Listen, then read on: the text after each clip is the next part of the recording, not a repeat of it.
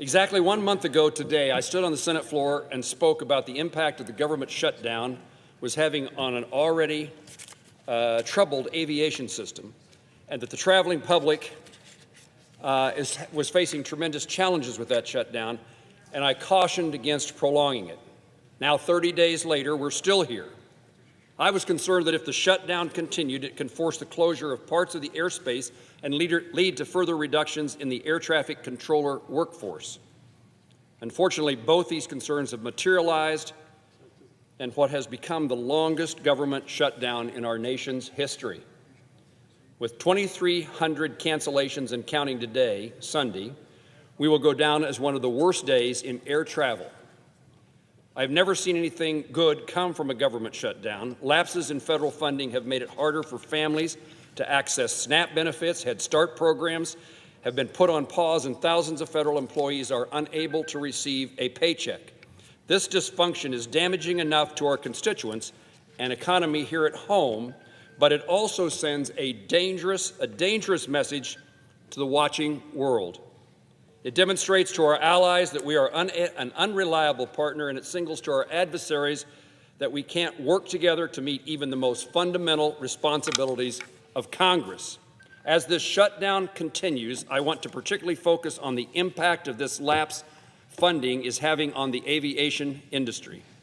TSA agents and air traffic controllers have had to continue working while missing 2 paychecks. It's a stressful job and one that has grown increasingly more difficult throughout the year. Combine that with uncertainty on how to pay rent, put food on the table, and gas in your car. It is no surprise that we're seeing more and more controllers not show up to work. We are already facing a shortage of controllers, and now we are seeing more having to pick up second jobs to pay the bills, or seeing some quit entirely. Our inaction and our inability to gain consensus are deterring young people interested in futures such as air traffic controllers or other aviation professionals from pursuing those careers. The vulnerabilities in our aviation system has led Secretary Sean Duffy to begin reducing flights by 10% at 40 major airports. Airlines, businesses, and general aviation alike are cutting into their operations to make certain that airspace is as safe as possible. It is critical to know that these impacts are not lopsided on those high-traffic areas. Small and medium hub airports, such as we have in Kansas, that connect to those 40 are experiencing this pain just as much. While this is a painful step, it is necessary for the safety of the traveling public, and I support Secretary Duffy's decisions. American Airlines indicated to me they've canceled more than 240 flights yesterday and delayed more than 1,000 flights, impacting more than 150,000 passengers.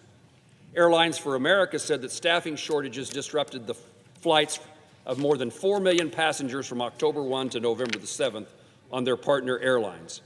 And that was before the mandatory reductions were put in place by the Department of Transportation. We can expect more cuts if we do not reopen the government. We saw how fragile our air system is, and it's the reason I highlight aviation and the consequences of the shutdown tonight.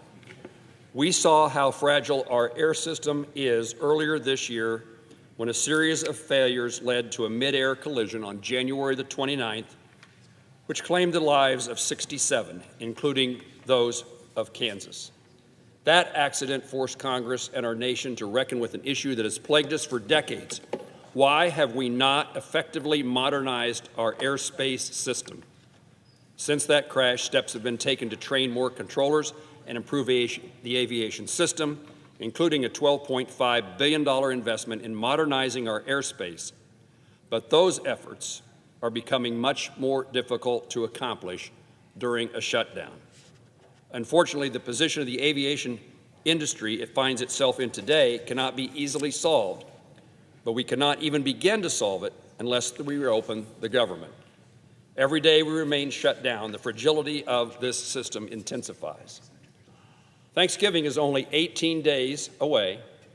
Americans are purchasing or would have purchased or already purchased tickets to be with their families. If we remain in a shutdown much longer, it will become increasingly difficult for airlines to deliver on their promises to their customers. The circumstances we are in cannot continue. We must reopen the government. I urge my colleagues to pass a clean continuing resolution to reopen government. I'm committed to working with my colleagues, to address the concerns they have and any issues brought forth by the shutdown. We must return to regular order, advance a clean CR and these 3 appropriation bills, and then consider further appropriations and these issues so that many of us care so deeply about. Our constituents and our nation depend upon us to do so. Mr. President, I note the absence of a quorum. Ms. Alston-Brooks.